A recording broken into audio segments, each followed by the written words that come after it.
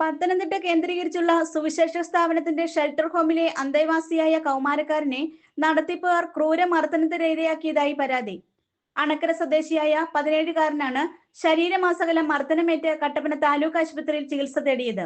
Idukki child line മൊഴിയെടുത്തു. അടുത്ത ദിവസം പത്തനംതിട്ട പോലീസ് കേസെടുക്കും.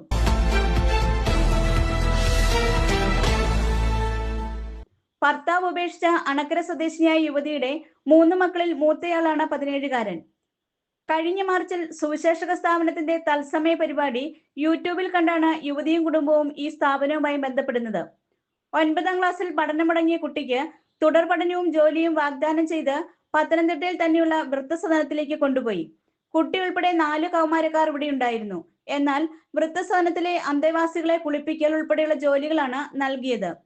കഴിഞ്ഞ മാർച്ച് 6-ാം തീയതി ഞാനൊരു യൂട്യൂബ് വീഡിയോ കണ്ടതാണ്. ഒരു പാസ്റ്റർ ബിന്നു വാഴമുട്ടെന്ന് പറഞ്ഞിട്ട്. അപ്പോൾ ഇവനെ കൊണ്ട് ഞങ്ങൾ പ്രാർത്ഥനയ്ക്ക് അവിടെ പോയതാണ്. അപ്പോൾ അവർ ഞങ്ങളെ കണ്ടു കഴിഞ്ഞപ്പം കൊച്ചിനെ അവിടെ നിർത്തി പഠിപ്പിക്കാൻ, അവൻ്റെ സകല കാര്യങ്ങൾ നോക്കിക്കോളാം എന്നൊക്കെ പറഞ്ഞേച്ച് അവിടെ നിർത്തിയായിരുന്നു. അത് 9th 10th ഒക്കെ പഠിപ്പിക്കാമെന്നാണ് പറഞ്ഞിരുന്നത്. പക്ഷെ അവിടെ ചെന്നിട്ട് അവർ ഇവനെ കൊണ്ട് ജോലി ചെയ്യിക്കാൻ, മണ്ണ് ചൊളിക്കാൻ കൊണ്ടുപോവുക. പിന്നെ അവരെ വൃദ്ധസദനത്തിലേക്കായിരുന്നു ഒരു ഓൾഡേജ് ഹോമിലേക്കാണ് കൊണ്ടുപോയത്. അവിടെ അവരെ ശുശ്രൂഷിക്കാനൊക്കെ ആയിരുന്നു കൊണ്ടുപോയത്. പിന്നെ ഈ കഴിഞ്ഞ 11-ാം തീയതി ആയപ്പോഴത്തേക്കും ഇവരെ ഭയങ്കരമായിട്ട് ആ വാർഡനൊക്കെ ഉപദ്രവിച്ച് ഒത്തിരി വലിയൊരു വടി വെച്ചിട്ട് ചൂരൽ വടി വെച്ച് അടിച്ച്. എനിക്ക് അവിടുന്ന് ഒരു പെൺകുട്ടിയാണ് എനിക്ക് മെസ്സേജ് ഇട്ടത് ഇങ്ങനെ അടിച്ചു എന്നുള്ളത്. ബാക്കി അവിടെയുള്ള സംഭവങ്ങൾക്ക് മോനെ ശരിക്കും അറിയത്തുള്ളൂ. കൂടാതെ സ്ഥാപന നടത്തിപ്പുകാരിൽ ഒരാളുടെ കെട്ടിട നിർമ്മാണ ജോലികളും ചെയ്യിപ്പിച്ചുവെന്നാണ് പരാതി. കുഴപ്പമില്ലാതെ വീഡിയോ പിടിപ്പിക്കാനും എഡിറ്റിംഗ് ചെയ്യിപ്പിക്കാനൊക്കെ പഠിപ്പിച്ചു. അത് കഴിഞ്ഞിട്ട് അവർ ഈ പാസ്റ്ററിൻ്റെ വീട് പണിയാൻ വേണ്ടി ഇതായതുകൊണ്ട് അവർ നേരെ ഞായറും ചൊവ്വയും ഒഴികെ ബാക്കിയുള്ളത് ഇട ദിവസങ്ങളിലെല്ലാം പണിക്ക് കൊണ്ടുപോവുകയും മണ്ണ് ചുമക്കുകയും ഒക്കെ ആയിരുന്നു ചെയ്തുകൊണ്ടാണ്.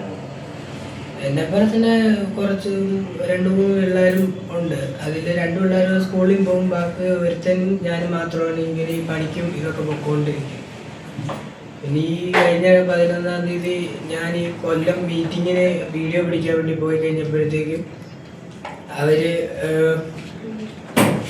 മീറ്റിങ്ങിന് പോയി വന്നു കഴിഞ്ഞിട്ട് മാനേജറായ റെജി എന്ന് പറയുന്നതും പിന്നെ കിച്ചണിൽ വർക്ക് ചെയ്തുകൊണ്ടിരിക്കുന്നത് ബെന്നി, സിജോ എന്നിവരെല്ലാവരും കൂടി ഞാൻ കുളിക്കാൻ പോയ ടൈമിൽ റൂമിൽ വന്ന് കയറി.